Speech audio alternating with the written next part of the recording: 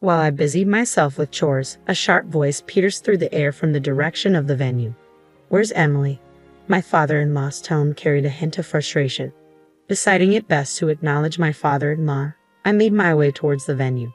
However, before I could reach them, snippets of conversation reached my ears.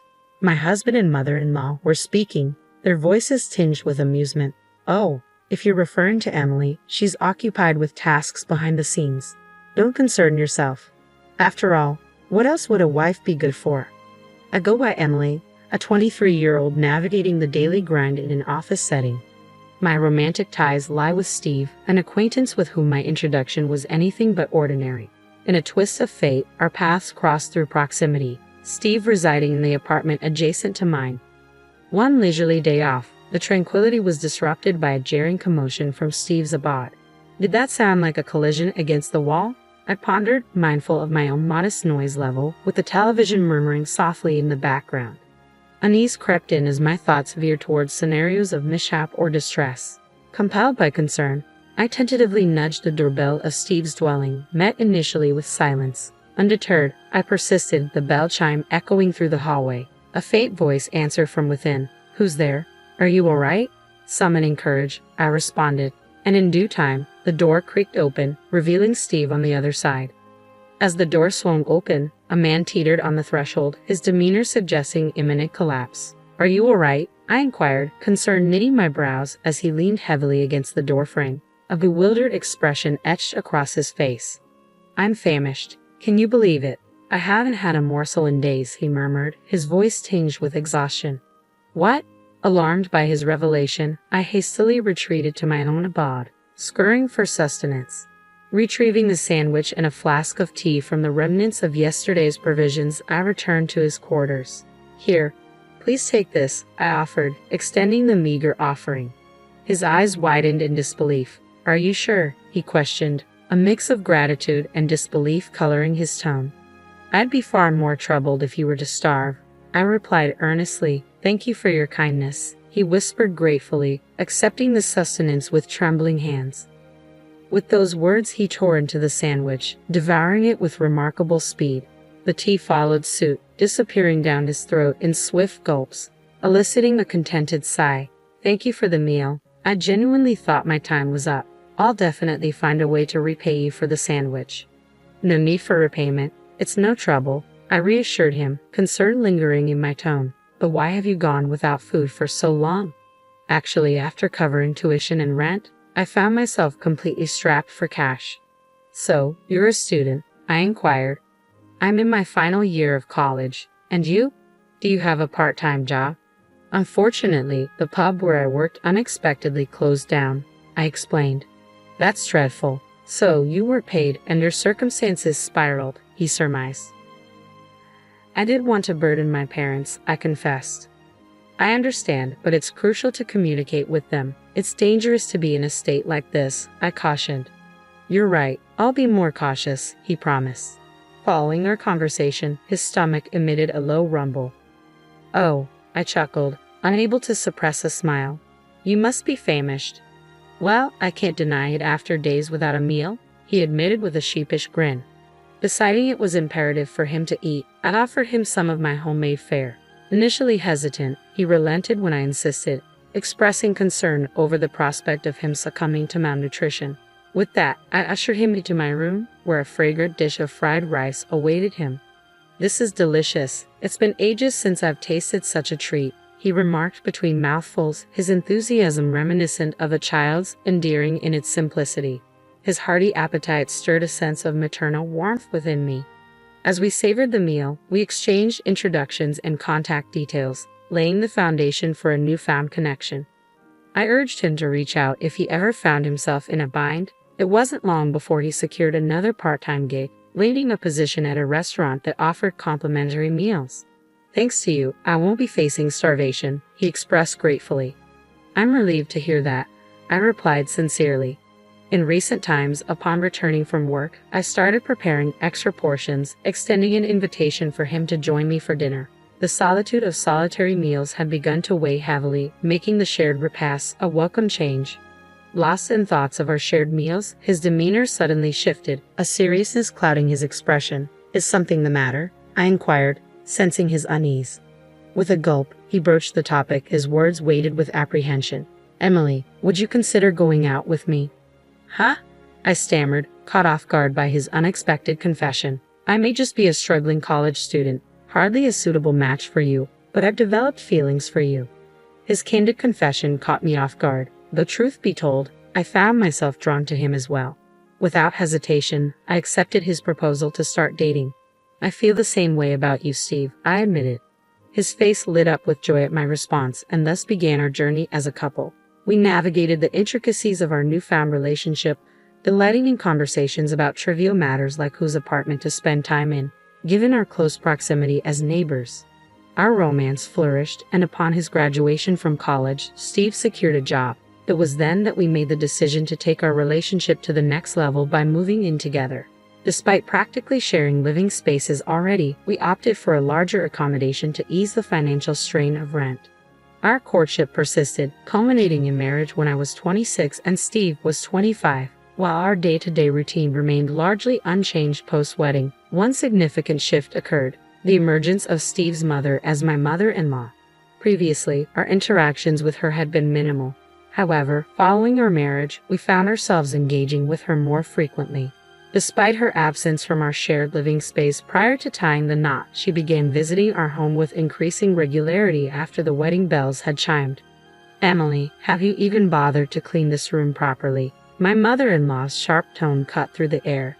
"Ha!" I faltered, taken aback by the sudden accusation. "Just look at all this dust. I can't reach those high places, and I don't have the time to clean after work," she continued, her disapproval palpable. "What? I'm not talking back, I'm just saying I can only do so much," I defended myself. "You're just making excuses. I can't believe Steve married someone like you," she retorted, her words stinging with disdain.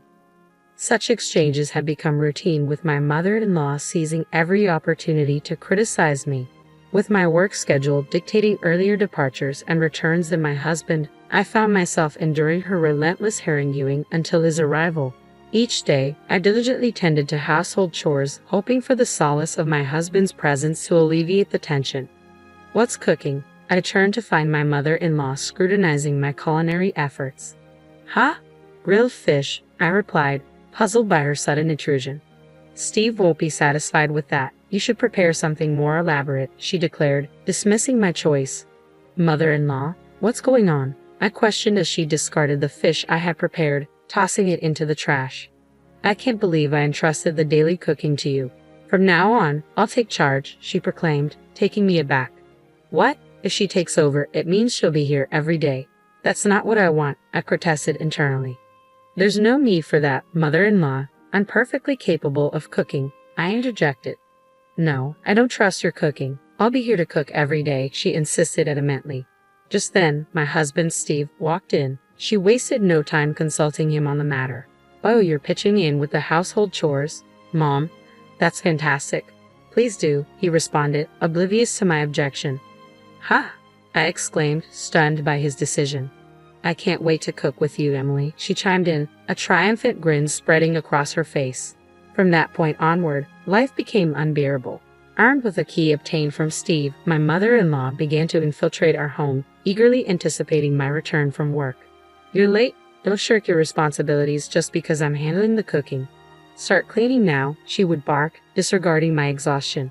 Even when the house was reasonably tidy, she insisted on relentless cleaning, closely monitoring my every move. If I dared to pause for a moment's rest, she would unleash a torrent of scolding, leaving me with no choice but to comply, further exacerbating my fatigue. Without fail, she appeared daily to take charge of meal preparation, lingering to dine with us. In Steve's presence, she would disparage me, labeling me as ineffectual. "Don't cause trouble for Mom," he would chide, redirecting blame onto me instead of addressing his mother's behavior. With her husband working abroad, my mother-in-law lived alone, affording her ample time to invade our space with unwavering frequency. She began applying pressure for us to start a family. "There's nothing more rewarding than parenthood. Hurry up and give me a grandchild or two," she urged persistently. "Even if we wanted to, it's not something we can rush. It takes time," I countered, attempting to reason with her. Young people nowadays always have excuses. I had Steve right after I got married, she retorted, dismissing my explanation. Ha! Maybe it's because you were a homemaker. That's why, I suggested. What? She exclaimed, taken aback by my response. I mean, your circumstances were different. You had the luxury of being a full-time housewife, I clarified. What kind of logic is that? She scoffed. If you're able to fully support your husband's career, you'll have more time to focus on starting a family. But with your demanding job, it's understandable that you're exhausted, she continued, her words cutting. How can you say that? That's incredibly insensitive. I don't think it's that simple, I protested. Enough. Just stop, she snapped, cutting me off abruptly. If you don't conceive soon, we'll find another wife, my mother-in-law declared bluntly. Another wife? I echoed in disbelief. Of course. A woman who can't bear children holds no value, she asserted callously. In this day and age, it's inappropriate to make such discriminatory remarks, I countered, shaking my head at her archaic views. You always have to argue, don't you? I'll be sure to tell Steve, she retorted, her face flushed with anger. Ironically, it seemed she was the one who couldn't refrain from arguing. When Steve returned home, his mother wasted no time recounting the incident. Emily, did you argue with my mom? What were you thinking? He demanded, his voice tinged with frustration. It's probably your fault that we can't have children, he accused, directing his anger towards me. What? Are you saying that too? There's no way it's my fault. What nonsense, I retorted, frustration simmering beneath the surface. My patience wore thin as my husband once again took his mother's side. Contemplating the possibility of divorce, I couldn't shake the feeling of being constantly undermined. However, amidst these tumultuous thoughts, tragedy struck with the passing of my husband's grandmother, who had been hospitalized. As preparations for the funeral commenced, I found myself torn. Despite contemplating divorce, attending the funeral was an obligation I couldn't ignore. Yet to my dismay, both my husband and his mother insisted that I stay out of sight. Don't come here, just stay in the back and handle the chores, they directed me. Feeling marginalized and disregarded, I resigned myself to the menial tasks of preparing tea and tending to household chores in the background. Amidst the somber atmosphere of the funeral, I resolved to leave my husband once the ordeal was over. As I went about my chores, the sound of raised voices echoed from the gathering area. Why isn't Emily here? My father-in-law's voice cut through the air, signaling his return from an overseas trip. It made sense for him to be present, given the occasion, his mother's funeral. Feeling obligated to acknowledge him, I decided to make my way to the venue. However, as I approached, I overheard my husband and mother-in-law exchanging disdainful remarks with smirks plastered on their faces. It's clear she's not part of the family.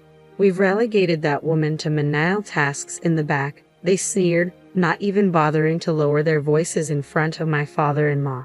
Their audacity astonished me. Their behavior remained unchanged despite the circumstances. In the next moment, my father-in-law's enraged voice thundered, punctuating the tense atmosphere. Are you kidding me? What do you think a wife is for? My father-in-law's sudden outburst left my husband and mother-in-law visibly taken aback. What's gotten into you? My husband stammered, clearly surprised by his father's reaction. Yeah, you really caught us off guard, my mother-in-law chimed in, her tone tinged with disbelief. I'm appalled by your mindset. I need to speak with Emily, my father-in-law declared, his voice firm with resolve. Upon hearing his words, I made my way to where they were gathered. Father-in-law, it's been a while, I greeted him politely. Yes, indeed, he replied. As I entered, I couldn't help but notice the disdainful glares from my mother-in-law and husband. Emily, could it be that you've been enduring this treatment for my son and wife? My father-in-law inquired, his expression grave. Yes, she's been coming to our home almost every day to criticize me, and Steve has been joining in to blame me, I confess, feeling a weight lift off my shoulders as I spoke the truth. As I spoke, my father-in-law's gaze turned stern as he directed his ire towards his wife and son. You two are despicable. Have you no shame? He chastised them. What's happening? My husband interjected, his confusion palpable. However, his father disregarded him, focusing his attention on me. You two are truly beyond redemption, he lamented, shaking his head in disappointment. Turning to me, my father-in-law posed a question. Emily, what do you think? Do you wish to continue your marriage with my son? Dad, what are you saying? My husband protested, his voice tinged with panic. Ignoring his outbursts, I met my father-in-law's gaze and spoke firmly. I want a divorce. Emily, are you serious? My husband's voice wavered with disbelief.